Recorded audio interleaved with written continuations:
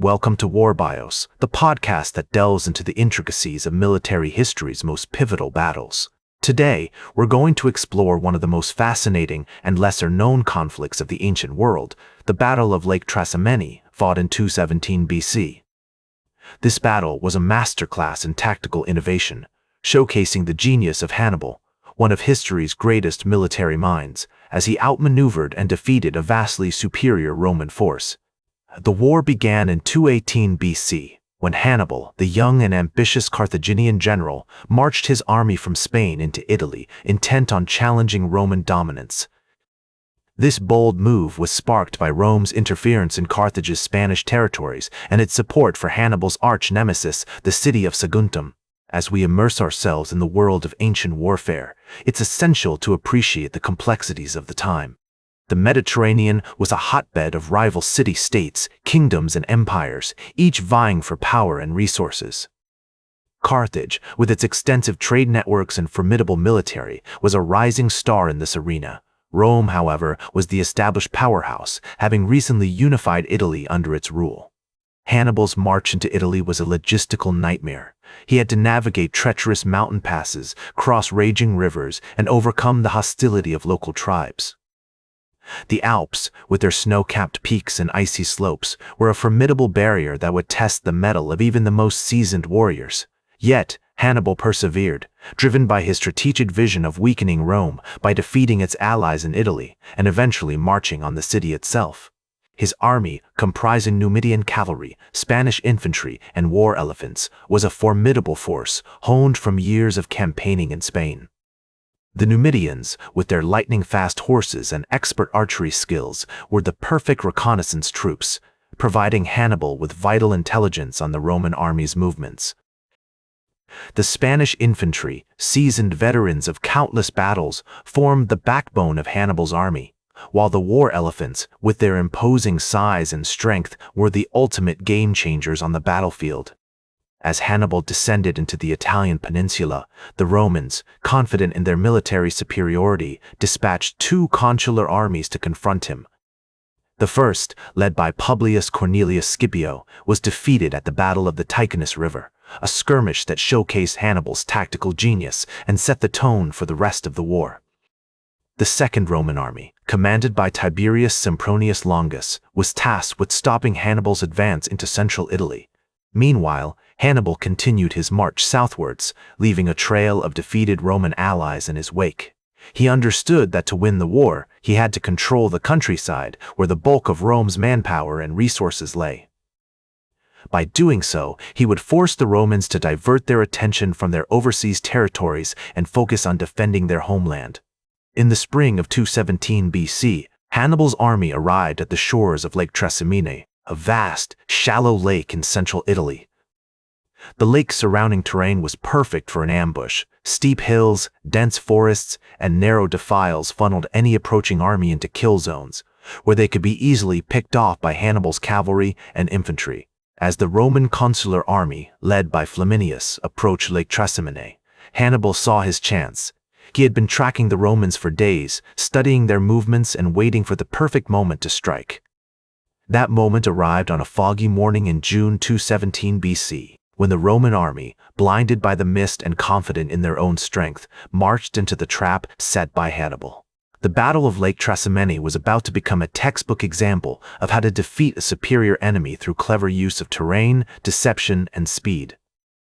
As the Roman army, led by the unsuspecting Flaminius, marched into the trap set by Hannibal on that fateful morning of June 217 BC, they were oblivious to the danger lurking in the fog-shrouded hills surrounding Lake Trasimene. The mist was so thick that it reduced visibility to mere yards, making it impossible for the Romans to discern any signs of the enemy. Hannibal, however, had carefully positioned his troops to take full advantage of this treacherous terrain, leveraging the fog to conceal his forces and create an environment of uncertainty and fear. The Numidian cavalry, with their exceptional scouting skills, had been deployed to monitor the Roman army's movements, providing Hannibal with real-time intelligence on their approach. These skilled horsemen, adept at navigating the rugged Italian landscape, had been tasked with identifying the most vulnerable points in the Roman formation, where the Carthaginian infantry could strike with maximum effect. As the Romans emerged from the fog, they were suddenly confronted by a hail of projectiles from the Carthaginian infantry, who had taken up positions behind a screen of trees and rocks. The Spanish infantry, armed with javelins and swords, unleashed a deadly barrage that ripped through the Roman ranks, causing widespread chaos and panic. The sound of clashing steel, the scent of sweat and blood, and the cries of the wounded filled the air as the Romans struggled to respond to the unexpected onslaught.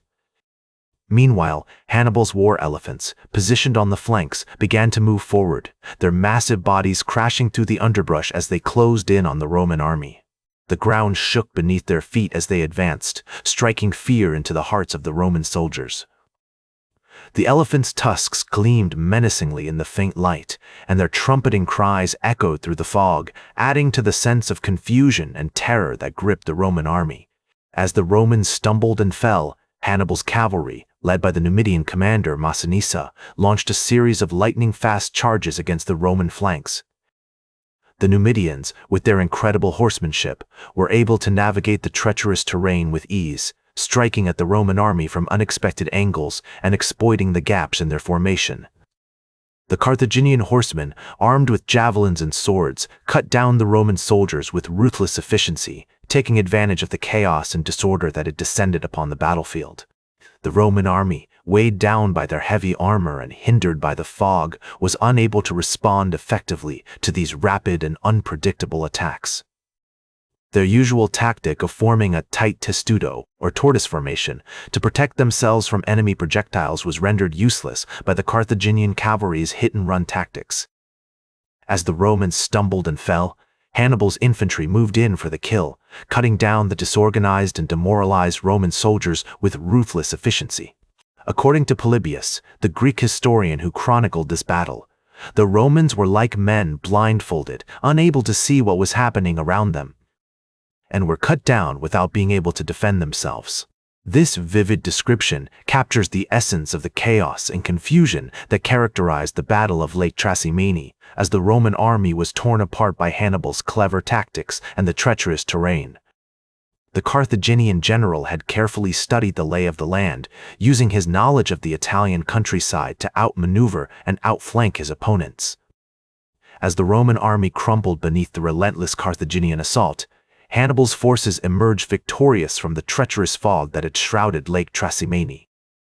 The air was heavy with the stench of blood and sweat, and the ground trembled beneath the feet of the combatants as they clashed in a frenzy of steel and shield. According to Livy, the Roman historian, the carnage was so great that the lake itself seemed to be dyed red with blood, a vivid image that captures the scale of the devastation wrought by Hannibal's clever use of terrain and surprise. The Romans, confident in their own military prowess, had underestimated the cunning and adaptability of their Carthaginian foes. They had marched into the treacherous terrain surrounding Lake Trasimene with a sense of invincibility, only to be met with a hail of javelins and a wall of shields that seemed impenetrable. In the aftermath of the battle, Hannibal's army continued its march through Italy, leaving a trail of destruction in its wake. The Roman Senate, reeling from the news of the disaster at Lake Trasimene, scrambled to respond to the crisis. They appointed a new dictator, Fabius Maximus, who would go on to employ a cautious strategy of delay and harassment against Hannibal's forces. Despite his victory at Lake Trasimene, Hannibal ultimately failed to win a decisive war against Rome. His inability to capture key cities or crush the Roman legions led to a protracted and bloody conflict that would last for years, a grim reminder of the enduring nature of warfare. The war would ebb and flow, with each side suffering setbacks and victories. But Hannibal's failure to deliver a knockout blow would ultimately prove fatal to his campaign. The use of terrain to gain a strategic advantage, the importance of adaptability and cunning in the face of uncertainty, and the need for a deep understanding of the enemy's strengths and weaknesses are all lessons that can be gleaned from Hannibal's victory. These principles have been studied and emulated by great commanders throughout history, from Napoleon to Wellington, who sought to replicate Hannibal's clever use of terrain and surprise. That's all for today's War Bios. Remember to like, share, and subscribe, and until next time, I'm General Biography reminding you to keep marching toward victory.